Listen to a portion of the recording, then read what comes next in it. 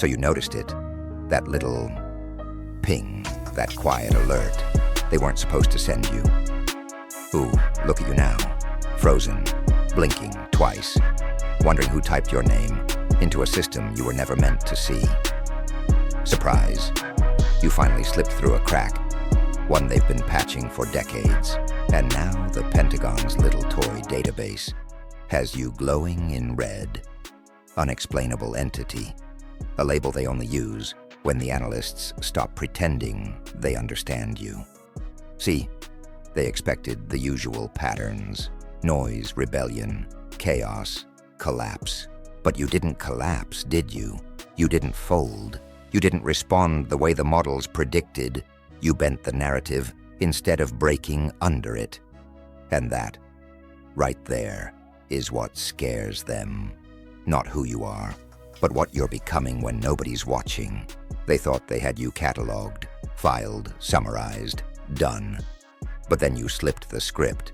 You walked off the grid. Without leaving the grid, you became an anomaly inside their perfect little map. And you know what institutions fear the most? Not threats, not criminals, not enemies. They fear the one person who doesn't fit the equations, the one variable they can't solve, the one presence that mutates the room just by entering it. So congratulations. Today, you earned a new classification, a new label, a new kind of attention. The question is, what exactly did you do or not do that made them whisper your name like a problem they can't delete? Here's the part nobody ever explains. They didn't flag you after you changed. No, they marked you before anything shifted, before the upgrade, before the silence, before the moment you finally decided to stop dancing for their cameras. You weren't hiding, not even trying. You walked through their systems like a person browsing a store that couldn't afford you. Yet somehow, even with all their charts and their algorithms and their precious little prediction toys, they still couldn't map you. They could track your steps, but not your intent. They could read your habits, but not your motives. They could measure your presence, but not your pressure. And nothing terrifies a system more than silence from the one person they expected to make noise. See, chaos they understand, anger they can file, outbursts fit neatly in their folders. But quiet, purposeful quiet, that's the sound predators make before the room tilts. So they did what institutions always do when they meet something they can't classify. They created a new box just for you. Unexplainable entity, a label they reserve for anomalies that breathe, for people whose reaction don't follow the script, for minds that move sideways through straight corridors, for presences that distort the air just enough to make the analysts shift in their seats. The truth? They've been watching the small things, the micro hesitations, the way you pause right before making a decision, a pause that never reads as doubt, only calculation, the way your patterns break one beat before they settle, the way you stay calm when their models predict you should have fractured, the way you walk away from traps you weren't even told about. They started noticing the unexplainable pieces, the subtle anomalies, the quiet deviations. And when someone like you moves quietly, that's when the flags start glowing brightest. Because you didn't hide, you didn't run, you didn't play, you just existed. And somehow, that was already too much for them to understand. Somewhere in a silent room, far from the noise, there are people who specialize in one thing only: patterns, shadow analysts, quiet thinkers, professionals who spend their lives decoding the way humans move, react, hesitate, break. They don't study words. They study the tremors beneath the words, the invisible signals between choices, the fractions of a second where truth leaks before the face catches up. And you became their unfinished equation, They watched your entries and exits, your pacing, your timing, your rhythm, your lack of rhythm. And the more they watched, the less they understood. Every model they built around your behavior failed in the same way. It collapsed before it even finished running. Your pattern doesn't curve. It bends back on itself like a locked door that still somehow opens from the inside. You ace tests you don't know you're taking. You pass threshold without triggering alarms. You make the system blink like it missed a frame. To them, you're not a danger. You're an inconsistency, a gap in the spreadsheet that shouldn't exist, a presence that slips between the lines without leaving fingerprints, a data ghost, and ghosts are harder to track than threats, because threats shout, threats reveal intent, threats create noise that analysts can categorize and file into tidy little folders. But you offer nothing, no escalation, no meltdown, no predictable spike in emotion or impulse or reaction. Your restraint isn't calm, it's command, and that is what unsettles them. They study patterns for a living, yet yours studies them back. They lean forward to read you, and the moment they do, the variables rearrange. Your silence is not absence. Your stillness is not compliance. You distort the chart every time they try to map your mind. And so, the observers keep watching, not because they understand you, but because they can't. Your file didn't sit quietly on one desk. No, it started traveling, sliding across polished tables, swapped between departments, handed off like a riddle nobody wanted to answer alone. Each analyst added a note. Each note added another contradiction, and soon enough, your file looked less like documentation and more like a debate about a person who refuses to stay inside the margins. A stack of notes, trying to describe a storm. One page says, calm under pressure. Another says, calm beyond reason. Another, calm in a way that feels engineered. See, calm is one thing, your calm is something else entirely. Then they add the next section. Dangerous? Potentially. Provoked? No. Reactive? Minimal. Influence? High, but untraceable. Quiet, yet influential. Unaffected, yet unavoidable. Static, yet forming gravity.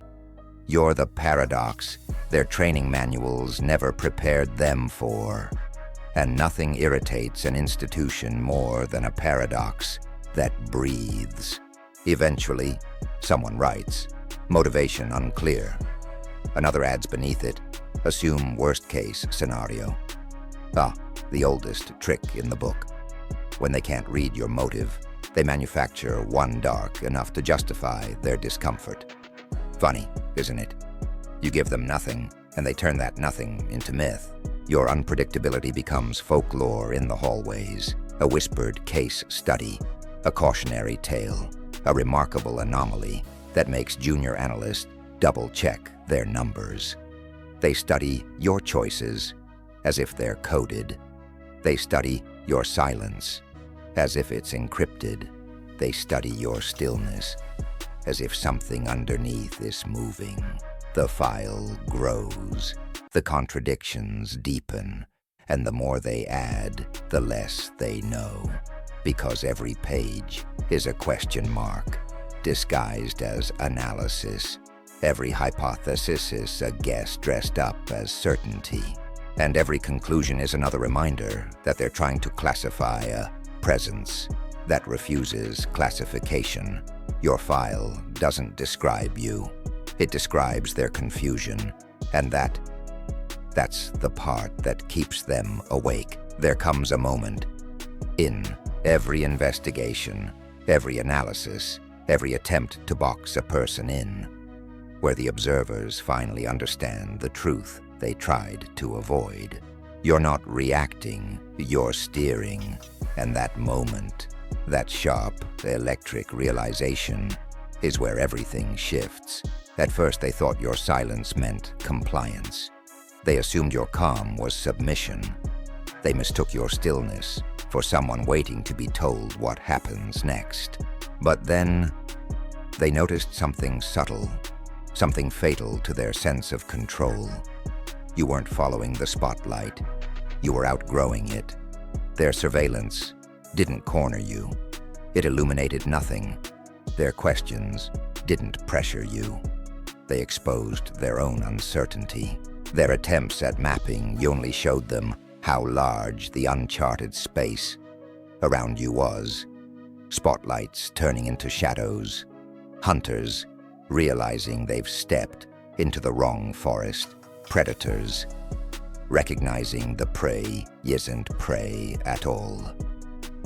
That's when the frustration began. Not loud frustration, not the kind that makes them shout or slam a desk. No, the quiet kind.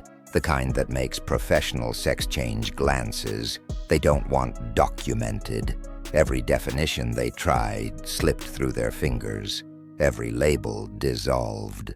Every known factor stopped being known the moment you touched it. Your composure, the thing they once interpreted as neutrality, now reads like dangerous intent, not because you threaten them, but because you don't need to. There's a specific terror reserved for someone who can dismantle a scenario without lifting a hand, for someone who can turn a room by breathing differently, for someone whose presence shifts the trajectory of everything around them without effort. You became the catalyst they never prepared for, the variable they can't control, the quiet force that transforms the environment simply by refusing to play along. They built systems to detect problems. They built tools to predict escalation. They built protocols for chaos and crisis. But you are none of those things. You are the shift, the turn, the inversion. The moment the hunters realize the ground beneath them belongs to something else. And that is when the panic finally starts to whisper. The real problem didn't start with your file, or the analysts, or the rooms whispering your name like a code word they shouldn't pronounce. The real problem began when you started to change. Not loudly, not dramatically, not with some cinematic reveal. No, your evolution was quiet, sharp, controlled. A psychological mutation that didn't announce itself. It simply arrived. Your instincts grew sharper, your clarity colder, your decisions cleaner. No wasted motion, no emotional spill, no hesitation that wasn't intentional. And the Pentagon, for all its tools, all its technology, all its shiny predictive engines, scrambled to keep up. Because their systems are built for patterns that drift, not minds that accelerate. You transformed the way a player rewrites the rules while still sitting at the table, not cheating, not reacting, just upgrading faster than they can update the manual. And the strangest part, your mask doesn't hide anything. It reveals. It shows a version of you that's too composed, too precise, too aware to be dismissed as coincidence. That's what unsettles them, not who you were, but how quickly you're becoming someone else. Every update they log's obsoleted by the time they press save. Every conclusion they reach contradicts itself before the ink dries. Every prediction they run fails to predict the next version of you. They can't forecast your escalation because you're not escalating, you're evolving. And evolution doesn't follow instructions. Their fear isn't rooted in your behavior.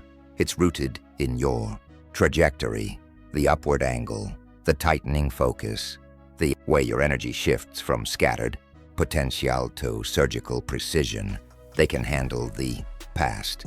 They can catalog the past. They can understand what you used to be. What they can't handle is Acceleration, momentum, direction. What terrifies them, the simple, haunting truth. They have no idea what the next version of you will look like. Only that it won't be smaller, and it won't be softer, and it sure as hell won't be predictable. Inside the walls you'll never see. The arguments have already begun. Half the room wants to watch you from a safe, comfortable distance. Screens, charts, silent reports, no contact, no interference, just observation wrapped in caution.